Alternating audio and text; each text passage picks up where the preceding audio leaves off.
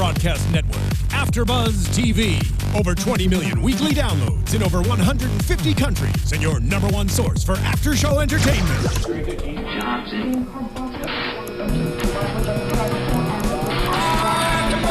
AFTERBUZZ TV, the destination for TV superfans. Producing aftershows for over 300 of your favorite TV shows. Interviewing celebrities and showrunners. And bringing you behind-the-scenes exclusives. All thanks to E! Entertainment's Maria Menounos, producer Kevin Undergaro, and internet leader Akamai. Now, let the buzz begin!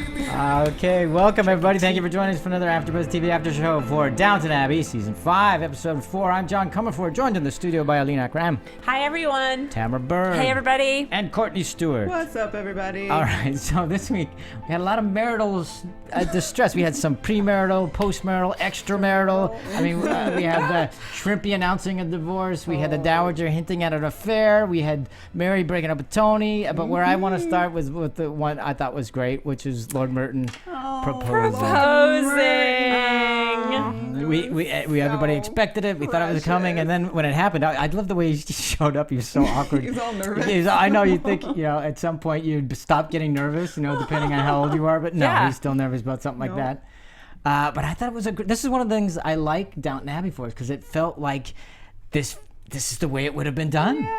Right. Then, it was pretty authentic, and I think the fact that they were both so awkward made it even more wonderfully real. awkward and apologetic in effect. I know, and at the last moment when they're standing there together, but they don't kiss or hug or say they're just like, okay, and goodbye. No, it's even not. It's like I'll take my leave, because talking at this point would be uncomfortable. No, the whole thing was uncomfortable. Yeah. But it was wonderfully romantic. It was heartfelt. Yeah. Well, and it's uncomfortable because he's speaking about his feelings. He's not, proposing a contract. He's proposing because he has genuine love for her. I have fallen in love with you. To which her answer was, goodness. I like you said that he's professing his love freely and proudly. Yes, my proposal is a romantic one. Yes, I believe I can make you happy. And I want to spend the rest of my days with you. I loved it. It was cute. So at that moment, did you want to go, just say yes, just go? Yeah, a little bit. Like, I kind of like that she obviously is going to think about it, and like that they went through all these motions. And I like that he actually explained the whole process, that it's not just because I'm I need lonely to be taken care of. all I need to be taken care of. And I love that what that speaks to him recognizing who she is and valuing that. It was really sweet. It was amazing. And then I'm going, she said that at that point, she said that I'll think about it, but I don't think it'll change my mind. But don't you think towards the end of the show you're wondering, because when she talked to Violet, well, I don't understand her insistence on remaining single. Yes, thank you. I just don't get that. Well, she hasn't needed anybody, and well, she's always been that independent woman on the show. But she was really all, very excited about the Doctor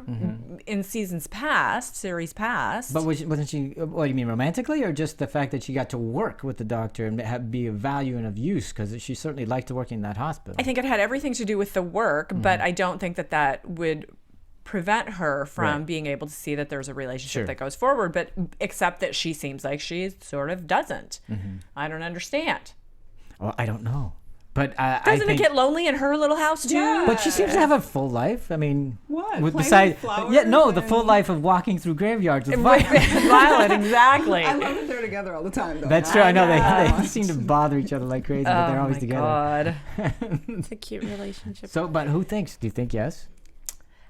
I don't think she'll say yes, but I think she's definitely considering it, and I think she's smitten now. Ooh. And I think she does enjoy rubbing it in Violet's face. Just a little bit. Yeah, a little bit. I think you're probably right about that. Yeah. So I think she'll say yes. You do? To Merton? Why not?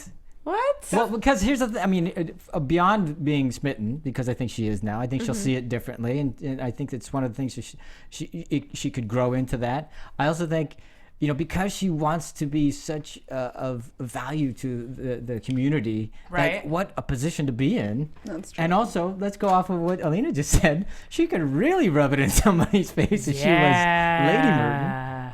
I don't know. That's true. That would be interesting. That is very true. Very true. I just thought it was a great beginning. But she probably won't, because as Tamara says, she's okay with the way she is. Yeah. Well, maybe she will accept it, and he'll end up something tragic happening, like falling off a car or something. Well, she's considered is she considered a Crawley? No, she's not, because so she doesn't have the death knell that comes with being in a relationship with her. All right. Well, let's move on to she's a Crawley, not a Grantham, I guess is what I meant to say. The matriarch. Let's and since we just talked about how Isabel likes to rub it in Violet's face, let's talk about Violet. She takes Isabel with her to go see the Russian aristocrats, living in horrible conditions. In the basement of a church. For them, I guess, because of the life they came from. But I just the mirror that it holds up to what could happen to their aristocracy, right? Because they were fabulous Fabergé people. Yeah. Yeah, I mean, they were sort of the Russian aristocracy defined aristocracy at those times, you know, with the lavishness. Oh my goodness, lavishness and the riches that were bestowed upon, you know, the very high blessed people. Yes.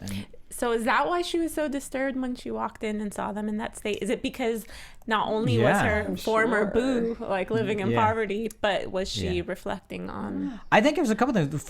You know, the last time she saw him was in Russia when in their extravagance, and now she's seeing them in this condition. So it's a huge change. And I think I don't think consciously she's going, "Wow, this could happen to us" or anything like that. Right. But it's tough to see somebody in those conditions when you know them as a whole different class. Well, and she said last episode, she was talking about how the wedding that they attended was ball after event after, you know, thing at the Winter Palace after, you know, this and that. So it was, again, you know, that the contrast is incredibly harsh. And just a few short years too. We went from you know, they're still living that aristocratic life, and then this. So yeah, you're having trouble with lavishness. I'll go to aristocratic. It's rubbing off on you. Sorry about that. But I love what she had to say about hope. They were talking about, you know, Isabel saying you can't lose hope. You can't lose hope. Corrigan is saying, hope is one of the first things to go. And then what Violet has to say about everything was very interesting. Hope is a tease to prevent us from accepting reality. Yeah. Well, and then, of course, we have to button it up with some jokes. Yeah, you only say that to sound clever. I know, you should try it. Classic. But I just sort of want to remind that because when we talk to Edith, you know, that's all she has is hope because she doesn't have anything. So unlike her grandmother, that's the only thing she's hanging on to. But grandma's always there to crush her hope. Crush her hope. And her father. Well, she's so pragmatic. She understands. I mean, that's just I think who she is. She's just very pragmatic. When she's lived a long time and has seen hopes get dashed so many times. But and then so she's asking people to help her out to find where the princess is because the prince doesn't know, and enlists Shrimpy into that. Yeah, very thoughtful. Wow. I think there's a little guilt complex going on. Well, didn't she also mention that she owed her, implying that she did? Yes. Right. Probably crossed the line with the princess. Well, she hints at an affair because she says that he asked her to run away with him. So shocking. Exactly. Yeah. An affair was defined as. I know. Well, did she kiss him? Well, Isabel calls it an attraction, and she even says that's what we call it. So who knows? We don't know the details. I mean, we don't. And I don't know that we'll ever find them out because who would tell? Because I don't think the dowager is going to start talking about that. I don't know. Kerrigan was talking about how he's a different kind of man now, and that's why he was able to be so bold at the house, and you know, all the land and everything is gone now. So maybe he will just kiss you and made you do things you never thought you would do. And I mean, the men are being really bold this season. He's so sweet to her too, talking about how she hasn't changed, you know. And we know that's not true. But in his eyes, she hasn't, and so that's. I just thought that was really sweet. Well, I would imagine we were just talking about it. In her eyes, he hadn't until she saw him in that. Right. So that's how they remember each other. Right. Ooh, they've imprinted on each other. Years and years. So that'll be interesting. So you're thinking that the prince is going to actually make a play? I mean, he might do a little something. I mean, a play could be like, let's have tea in private or something. But I think we're going to get to see. So racy. I know, right? Oh my God, you drank your tea. She's going to show her ankle. Yes, you know, something to make her wiggle a little bit more because that was really adorable to see. Just like everybody, all the together women are wiggling a little bit. Even Cora. Cora, yeah. They're getting a little Well, Violet even said one of the reasons why she brought Isabel along is that she didn't want to get embarrassed. Get messed up. Right. Are we going to talk about Violet, and is this all we're talking about Violet now? Because she starts to try and find. Yeah, she starts to try and find the princess, and she's actively talking to people about it. So of course some element of the princess is going to come back to complicate Can't wait things. for that. So there's a kiss, then a princess shows up, and then there's the conflict, and You think she'll kiss him? I have no idea. Wow, but no. But think about that. What? I mean, that would be kind of shocking to see the dowager to kiss him like romantically, like and be all. Oh my gosh! And he's kind of. Dark dashing, and swarthy. Yeah. I like that. He is kind of like. Like he could take her away to some. He could. Crystal Palace in the snow and. Exactly. Okay, so things are heating up there. Where things are not heating up was Lord Grantham and Cora again. Again, he's being very dismissive, and so much. He's not even going to discuss the development in Pip's corner. Pip's corner. No, we're going to discuss it not now. So. Not interested in her opinion or even having her part of the discussion. Right. He's just playing right into Bricker's hand, that ghastly traveling salesman. Oh my gosh. He's so mean. He is so jealous. Yes. As he should be. I love what the dowager told him, though, in regards to his wife when he was remarking on how they're flirting. And what did she say? Well, she asked you asked about her opinion on anything? Right. And he says, yeah. Well, sometimes. Yeah. Yeah. Read never. Yeah. Not lately. Like she has an opinion? What? Yeah. But that's slightly different because I don't remember him being so dismissive. It's just now. Just to keep the storyline going. Well, they were very sweet with each other. They would, in the evenings they would chat. They would discuss Mary and, discuss Rose and discuss Edith and talk, they would talk about things. He's taking it for granted now, which is But she was also always sort of agreeable and not really doing things that aren't of interest to him. That's very true. So this is something that he's not discussing art with Bricker. So he's like, what you're not well, supposed Bricker's, to do that. He's not really discussing art. He's discussing beauty in all of its forms. Exactly. But she's so interesting because she's really, she really liked it the first couple of times. And in this episode, she's like, seriously, stop. I almost sounded like her in that weird accent that she had. She seems like she's, as much as she enjoys him and enjoys talking about art and having substantive conversations with him, she really seems like she's genuinely putting the kibosh on his advances. Do you guys agree? No, I don't. Go ahead. I'm sorry. I kind of don't agree because she keeps putting herself in that same position. That's true. To be in the room alone with him, to accept his compliments. She lets them slide. Even when her husband comes in, she doesn't spill the beans and allows his cover to go. Yeah. Right. And although we don't see it often, when she needs to, she can stop something. Remember, was it when the Anna and Bates were at the restaurant and somebody wasn't being polite? She can cut it down. Exactly. So if she really wanted to, she could put the stop on this. Yeah. The kibosh on it. She's just not. She's totally enjoying it, I think. Yeah. But I don't think it would ever honestly go anywhere no, other than her acquiring some new thing that she enjoys doing. Right. And I think she's allowing it to happen because he's being such an idiot. Yeah. Like, okay, fine, all right. If he got engaged and was like, oh, honey, I didn't know you knew so much about art. Oh, my God, tell me what you were talking about. She would be... I think that's the whole reason why she said, yes, of course, invite Bunting. Yeah. Invite Bunting to the dinner. I think she did it because... Shaking it up? Exactly. Talk about that piece really, of if you're not... garbage. No, we'll get to that. But I think that goes right to their relationship right now because he's being so dismissive of her that she's saying, okay, fine. You know, this is her way of letting him know, okay, mama ain't happy, ain't no one happy because here's how it's going to go. Right. Exactly. Right. Yeah, fair point. And, it's not like she's swooning over him. No. She's absolutely, interested in the attention and the camaraderie and the common interest. And that somebody's, just one person at least is interested in something she has to say. Exactly. Yeah, because right now she's not getting any of that. True. So. But this is how emotional affairs begin. Yes. That's all I have to say. Do they have emotional affairs in this town? They have emotion. Do they have emotions that they submit to? But none of us think this is leading anything serious, especially like a divorce, which leads us to Shrimpy, who visits. No, not at they all. They love each other. But speaking of divorce, Shrimpy does visit to announce his divorce, and that causes some havoc. Shrimpy. We're not picking sides. It's so funny that Lord Grantham pulls him into the den or whatever he calls it, to the library, I think, and he's talking to him about it. You sure you have to? And I'm going, do you not understand what's happening? Yeah, he's getting divorced. See the parallel? You not see where things are heading for you if you don't get your ass kicked? He doesn't see it at all. Because he would never divorce. So interesting that at this time, a divorce is, well, Grantham said, Lord Grantham said, this is the end of his career if he gets divorced.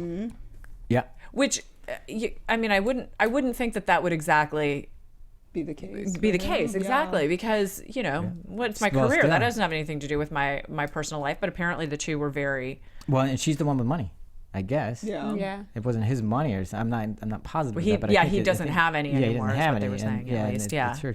So, and everybody's going to go off them, I think, is how it was expressed. Yeah. So I guess they'll get shunned in that society. But if we remember, she was quite the shrew. Well, yeah, but again, but Violet makes a great point. The reason why she doesn't want to take sides is because no one is in possession of the facts. I don't think everybody knows. I mean, Violet certainly knows that she's been mad since childhood, but I don't know that everybody else does. Right. So, and even if they do. Such is life. Exactly. You're gonna stick to the norms of the day. Right, but even if you think about it, Rose wants to live with her dad. Yeah, that's true. Which also reflects not so nicely on her mother as well. But it never did. I mean, when we went to Scotland, I know. Very challenged. Yeah. That's why I used the word shrew. Yes, but willing to let Rose go. Yeah. So she knew that she. It was difficult and better for Rose. Yeah, true. So we got to give her that. True. And so Sharpie is partly involved, Shrimpy rather, Shrimpy. You're writing with a Sharpie. Is partly involved with the challenge to try and find Princess Karagan. Yes. And the Dow journalist is helping. He doesn't have too much info because this is the whole section of the government which he doesn't really deal with. Yeah. But he finds out. He finds out a whole lot. They might be in Hong Kong. She might be a hoe. She might be a stripper. We don't really know what she's doing. And the Dowager thinks Hong Kong's a crazy place. I'm not exactly sure if that's how they put it. I'm pretty sure I didn't hear. I remember exactly the term that, milliner. I remember the term milliner, prostitute. Those are the appropriate terms of the time. I don't even think they used what. I don't even think they said prostitute. He did say prostitute. He did say. Okay, yeah. I wasn't sure. And that's when she referred to the fact that was probably what she was doing. You just blocked it out. Oh yeah, I did. I was like, what? What? So okay, yeah. But I also liked even in those conversations that going back to the Shrimpy and he's so worried because Susan is upset and telling everybody that he's worried that they're gonna. But he's so polite about telling him and informing them and saying that she's upset about that they've taken him in, and and you're going to be forced to choose sides. But Violet says she's no. Yeah, I'm not taking sides. Yeah, and she said I'm never confused to be neutral. Yes, but not taking sides publicly, as far as you know. Well, that was clearly she's never neutral. No. She's got an opinion on everything. Indeed. So what? I mean, I just wonder what's in it for Shrimpy. I mean, not what's in it. What's in store for Shrimpy? Because. I mean, and he's clearly so sad about the whole thing because he was saying that if you have experienced what I've experienced, the unhappiness that I've had, you would understand. I was like, oh, that's such a crappy place. And he knows his life or his position, his career, whatever. That's probably gone if he goes through it, and he's still willing to do it. He didn't even know where he's gonna go. Yeah, he's just like, it doesn't matter. Just that's how bad it is. And it's going, wow. Money isn't everything. Right, but Rose talking to him about it and how she basically makes him promise her that he will not force her into an unhappy match as he had been. Yeah. And it was relatively common then because you and I were talking about this a little bit earlier about there just weren't as many choices for people. As far as matches go, and when you're in this elite class, you have to consider the family and how that's going to affect, everyone's future. It wasn't, which is part of the reason why the Merton and Isabel story is so sweet because so often it was a contract. In the past, but poor Rose, man, she's not interested in. Not even a little bit.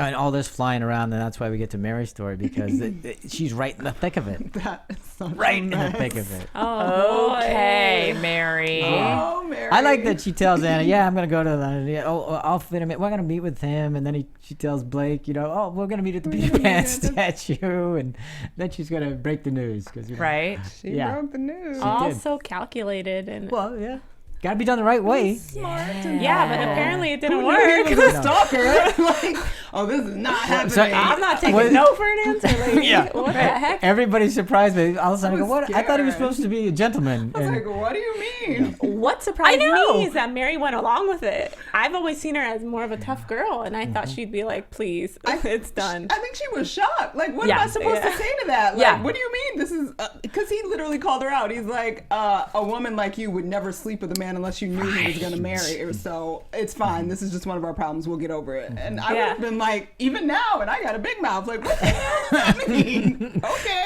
Well, and he says, I won't accept it. Yeah. You know, and you hear that all the time. Well, I don't accept that. No, he's dead serious. I'm not. I didn't hear you. It did not register. It changes nothing. I don't accept. It's one of those Period. people. Well, I'm with Alina. I'm just like, "What, Mary? What? What?" I was just Yeah. shocked that Mary was that shocked, Yeah. and she didn't say one thing about it. And she Took a just breath away. followed him like a puppy. Exactly. And I'm going, "What? Why is she go? No, she just stand there and go, hey, no." Well, maybe she's scared. Like, what do you mean this isn't going to happen? Are you going to tell somebody that I slept with you now? And Because, you and don't know he what could can. happen. I think that's what worries her is the fact that he has that on her now. Hence why her tongue was tied. Well, and she did say when they were in the hotel that she in Liverpool when they're having their tryst that she didn't want to ever be caught in that compromising position again. Right. Yeah. She's already So- had her Tarnished. been Yeah. tarnished. Yeah. Yeah. But just in ruining it completely for me, for Gillingham, dude, when you Yeah. said, was I a bad lover? It was over for me. Like, it's not going to happen. Gillingham, you're done.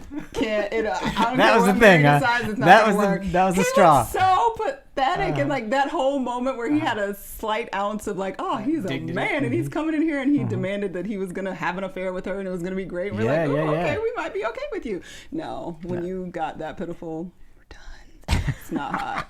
It was not So hot quickly at she all. turns. Hot. It was not hot at all. Oh my god. It was very sad. I felt bad for him. Yeah, I did too. He You looked don't pretty wanna pathetic. sleep with somebody you pity, though. And what a difference Mary, like, we see her the night before going Right. out with Charles, and she's so forward and Right. don't take me anywhere. What was the word she used? Too. It wasn't formal. saucy? It was something because she didn't have the right clothes. Yeah. Oh, Yeah. I don't remember. But she was so Nothing quick too to fancy. accept his invitation, so forward. And then we see her with this Tony guy, and she's totally... But what was Blake talking about when he said she's got a way to soften the blow if you wanted to? Right. And she was like, "What are you talking about?" And he goes, "Don't you? What is he talking about?" I didn't get it. didn't I understand wasn't that sure. either. Because she looked kind of like, "Wait, do you know something?" Yeah, what do you know that I don't? Yeah, I don't know. I didn't quite get. I was thinking, what announced that you're going to be with him? What, Yeah, I was what's the? confused. I didn't quite get the specifics of that. Maybe we'll learn later. I'm not sure other people have. remembering. I know it made sense to me at the time, It was but I'm right at sure the one end of our the fans will dinner. tell us. Yeah, yeah. well, there's all kinds of theories. I'm sure. I mean, it could mean lots of things. Because she didn't even respond. She just gave a very like, "Do you know something?" kind of look Because at the end of the dinner. It didn't show up in that scene with Gillingham, Right. Whatever it was. Yeah. Because she didn't soften that blow. He just Right. took So away her bat. if she was aware of what it was, she certainly didn't utilize it. What was it? So are we headed for another showdown between Blake and Gillingham? Ah, you got it. I mean, what was at the end of season 4? It was let the battle begin. Let battle commence. Thank you. Let battle commence. And so we haven't really seen it. So No, we haven't. That's No. true. So, and we've got 4 or 5 more episodes here. So we gotta. Only why Blake not? looked as tall as he did sitting. That Hey, when he- I don't think there's anything wrong with his height. I'm just saying. nothing wrong with it for sure. I'm sure he's a wonderful man. It doesn't work as powerfully if once he stands up. You're kind of like, oh. Yeah, was it we had a comment from somebody saying that he wish he had lifts? A lot of people were saying Is that stuff right? like that. Oh, Yeah. Yeah. Maybe they can get him some lifts. Oh, that was funny. I think that was would be Catherine on helpful. YouTube saying that. She's pretty funny. How about this that week. fashion show while we're in it? Let's talk Project Runway for a bit. Yes, I let's know. talk. I Okay. wrote some notes. Since we're talking Mary, so she goes to meet Rosamund in London, and they go to the fashion show. And the outfit that Mary was wearing to the fashion show, quite dowdy, I had to say. Very. Like, not Very. pretty. And I Well, she I even realize it's a admitted, day dress you know. and all of that, but it was not pretty. And she usually looks pretty fantastic. Not nearly as yummy as that dress that she was really in. Yummy. Yes. I like the way she looked at the masculine outfit. The way she turned her eyes like, oh, what is Yeah, that? it was sort of a suit. What's this Annie Hall thing doing here? Right. Yeah, she was right. not happy with that part of it. So, but it was fun to see that. And then, of course, at that, she sees, Charles, and then who else does she see? Mabel Lane Fox. Miss Lane Fox. Miss Lane Fox. That was a funny scene when he's like, "Oh, you two know each other, right? Don't you know each other? Because you know each other." And Sorta, not really. foot, Oops. mouth. Sorry. And why was he there with her when she's gallivanting off with someone else? I don't know. But she yeah, just it's not left often that him. you meet the woman that you were jilted for. But she going off to see somebody She who was. mentioned someone. Yeah, but I didn't know if that was a very romantic upset. thing that she was I heading mean, off I to. don't know. You that did it's or did romantic. not? No, I don't know. But if it were romantic or wasn't romantic, like, wouldn't he have walked her out like, oh, okay, she just left with him and left Blake there? Yep. Strange. Yeah, I mean, I think that was. Yeah, the but why would he go? He even told Mary. He says, "Come out to dinner with me," and she goes, "Don't you have plans?" And he goes, "Nothing. I want to honor." So he, Right. if he had plans to stay with Lady with Obviously Lane, not. he's not interested. Yeah. Nah. Yeah. Nah, I think it was just an opportunity for her to get a dig in to Mary, and then she was off, Then she was doing off to whatever do it her was she's thing. doing. Because she Blake certainly is wasn't coming for meek. her because he was shocked when she said she was going to split with Tony. Yeah, that was a good look. It's That like, was good. oh, really? And I wish I could work you out. Have dinner What with is me. that? Is that appropriate language in that situation? Yeah. What do you mean? You want to work me out? She's trying I to don't think understand he means her. in the Trying to Liverpool way. understand. She's trying to figure out how does her mind work. She was It was there, now she is, now she isn't. innuendo. Dangerous trouble. Again, though, Mary being forward, she didn't have to tell him she was going to No. break things off. No, with she Tony. didn't. But of course, she had Planting to a drop, seed. Yeah. Yeah. Right? She really him wanted to see his know. reaction, for sure. Because she did her little look like, oh, She cataloged it. what do you think about that? She knows what You she's little doing. tease, Mary. You still a tease. All right, let's move on to poor Edith since we're Oh, talking sisters. poor Edith. Jeez. This was a pretty The poor lady Edith. closed the door in her Goodness. face. Oh my God. I am just disliking Lord Grantham more and more and Oh, more. he's terrible to her. He had a nice moment with her in the sweet. fireside. He Well, tried- When was he him said, "As I trying. pity you too," Yeah, like, who wants to hear that? He doesn't get it, and it's No, just, he doesn't. it's remarkably sort of precious that he really is that clueless, and she is like so in the know, and she's like, "This is all you can be for me, Daddy," and I'm just gonna take it. Like that's because that's all she can give from anybody. she can't She catch is a break pitiful. from She anybody. It's pitiful. It was terrible. Poor pitiful Edith. Yeah, I did. It was like, oh my God. Of course, it was. But again, the thing that was bothering me is like, okay, let's All right, move yeah. the story along. We need to repeat, talk about repeat, this because repeat. this is what's driving me nuts. All All right. right. So,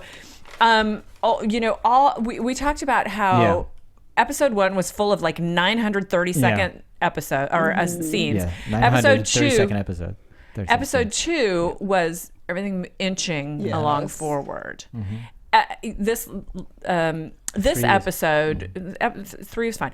This one seemed like we're just going to go over a bunch of stuff all over again because Bricker wants to come Yeah. and look at the painting. It's the third time we've seen that conversation. Yeah. Edith, she got sort of kicked out of the Drew farm last week. She's still kicked out of the Drew farm this week. She tries to go back to Drew farm and gets kicked out again. So it's like, seriously? Yeah, I was getting very frustrated because I enjoy the show and I don't want to be too critical on it. But what was driving me know. crazy is here we are again. I mean, how many times has somebody said you should invite Bunting? Tom says, "No, I don't think that. I don't think Right. Lord No, Grantham would no, like no, that." I'll do it Oh, I'll anyway. take care of it. And Cora says, "Of course you should." And then she invites him. And then before the dinner, they go, "Hey, kind of soft pedal it. Don't go crazy." And at dinner, she can't help herself. He goes nuts. And then an argument is it's the same Right, scene. it's escalated in small Yeah. increments. No, up it's until not- I here, but don't it's the even same think- thing. the only Well, thing he that's escalated, threw he finally his left. napkin and walked Yeah. out, stormed out. But I mean, it's almost the exact same dialogue. I mean, it's the exact same sequence. All right, here's the thing. We're not the only ones who feel this way. I mean, I don't know if you girls feel this way. Do you? I sort of feel that way with other things, not as much with the Bunting thing, because because I was kind of glad that Grantham finally like yelled at her Yeah. and walked out of the room. So I appreciated. No, I like that part of it, but it's but yeah, it's definitely the same you could have thing. figured out a different way in, because it's literally, Tom, you should invite Miss Bunting. No, I don't really think I should. No, go ahead anyway. And of course, but then how else would he get her there? I don't know, but you got to think of a better way. Here's the thing. I read a couple articles about it, and a couple of our fans on YouTube talked about it. The fact that it just seems like Julian Fellowes is kind of biding his time and waiting to move things forward. And someone said he needs to find a co-writer. Julian Fellowes needs to find a co-writer, because he seems to be kind of running out of steam. And I was going to talk about it in the news, but I just might as well talk about it now. The ratings are really down this season, lowest of the series. Yeah, lowest of the series. And there's the thought of viewer fatigue, but also it's just not that interesting. And they keep doing these things of repeating storylines or pulling out, in American series, we have, 20, 24 sometimes, episodes. But other shows only have 12 or 13. So. True, but this is 7 plus 1, really, even. Yeah.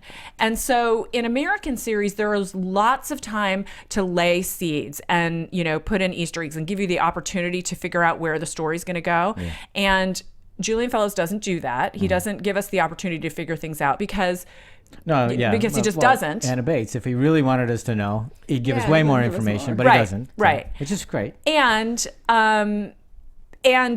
there are so many more episodes that you have to stretch a story out on in other series that I think I don't know. I'm not. So you're wondering answer. if maybe the viewership being down has anything to do with the fact that some of the stories have been recycled? Recycled and recycled. Exactly. Recycled is a perfect word for it. And revisited. Yes. To a little bit of our chagrin, because I'm just like, really? Well, even Miss Patmore. Okay. We saw that same thing last week. Yeah. It doesn't. And there was no resolve this week. No. Same thing. The one thing is, the one thing is that she discovered that Lord Grantham is on her side to a certain degree. Has some sympathy.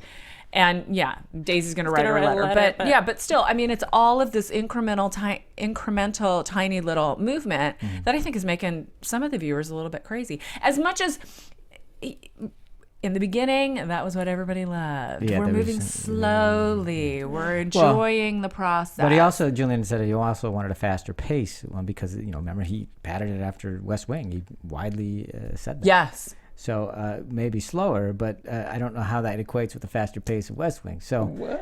Well, no, meaning the stories don't necessarily have to, not a lot of quick cutting, none of that kind of stuff. That's one of the reasons why, because it harkens back to a slower time, simpler time, that kind of thing. Right. But what bothers me is that I don't care if you have the storylines taking time, right? But I don't like when you're almost taking beats. It's almost the exact same scenes, but just it's slightly different dialogue. And I go, in a different room. Just move the story along. I mean, heighten it. Give us more shading or flesh it out a little bit. But to give us almost the exact same thing. I mean, how many times we were sitting on a table and Bunting says something, Lord Grantham gets upset. It's the same scene. It is. It's a repeat beat. And even Bricker's there. I would have thought it was great if at the end of it, after he throws his Lord Grantham throws his napkin down and leaves, Bricker had said something. Wow, I love dinner theaters. Because then it would have been worth it. Because it would have been because the last time he was there, he made a comment on it. Yeah. All right. So end of the criticism. Can Edith catch some kind of break? Watching her sob in a corner on a chair. And that's another thing. How many times have somebody's going, oh, you're looking glum. You're looking at... I was like, we all know that. Why we... Okay. Poor girl has had the same storyline. The whole time. At least just get back to her articles or something, like writing something about being emotional and depressed or something. Right, give her something to play. Explore something. Right. I don't know. Oh, poor girl. Which, a couple of episodes ago, I said Gregson's coming back. It's like bring him back or something. We're halfway through. Well, now they're implying the poor guy's dead. Yeah. But even that is, we know he's already somehow been involved with the Brown Church. We learned that last season. Right. So that's no new information. No. So. Well, except that there's going to be a trial now. So with these brown shirts, and so maybe more information will come out. But again, it's giving us the hope of new storylines, but we're not getting there yet. I'm frustrated. Yeah. Sorry. I have to believe it'll all pay off in the next 3 episodes, because that's what we have but left. Edith became a stalker. Oh yeah, that this was episode. nice. That was kind of that was the only interesting. difference. Nice and creepy. Yeah. Stalker.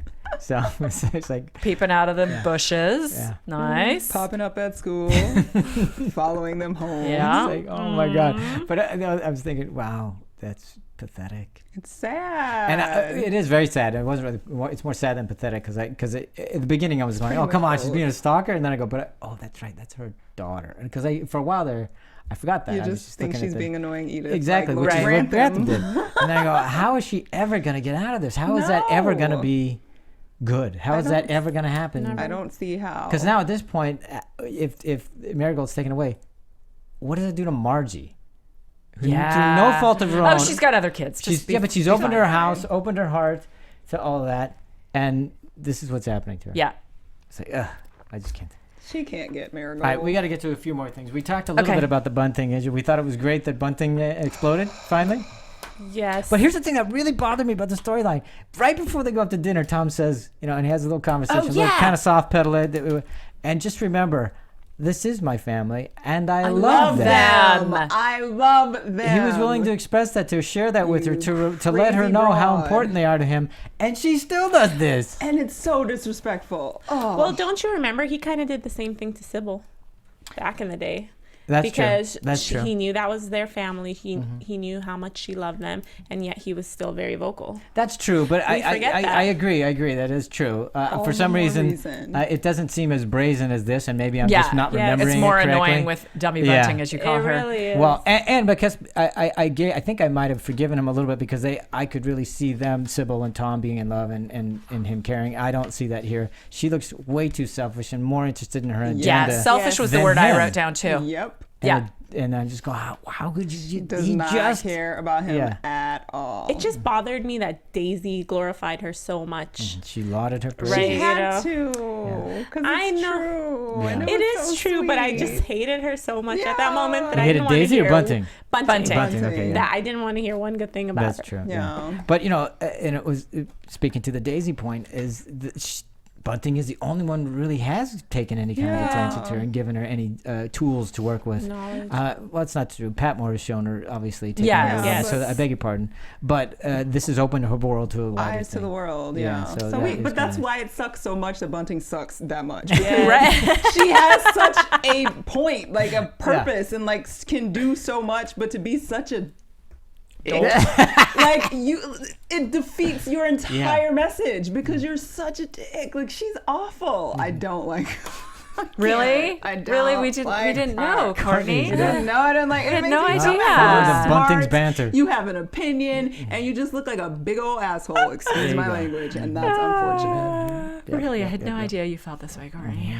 Somebody gave me a new nickname for her, but I forgot it. I'll remember it next week. Dummy Bunting. Buntface. Buntface. Buntface. Buntface. Thank you, YouTubers. All right, we got to get to Mosley real quick because he's now decided that he's not. I don't want to be first footman. It was so easy to take that right away from him, wasn't it? Yeah. All right. And then just grinning in the background as he leaves. Since we don't have a lot of time, let's move on to Thomas because I thought that was the most interesting possibility.